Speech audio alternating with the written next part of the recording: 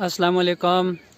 मैं Kashmir diary channel देखने वालों को आज का व्लॉग में खैर मकदूम है।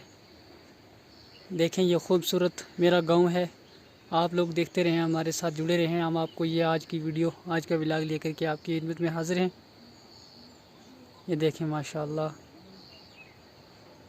जुड़े रहें हमारे साथ, देखें ये व्लॉग। आज आपको बगैर म्यूज़िक के जो बैकग्राउंड म्यूज़िक का, तो उसके बगैर मैंने वीडियो बनाई है।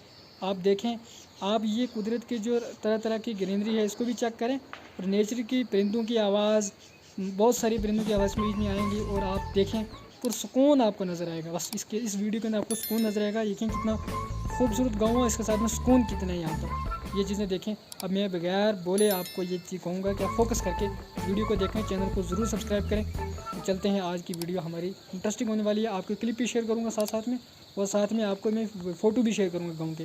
देखें इस गाँव को आज।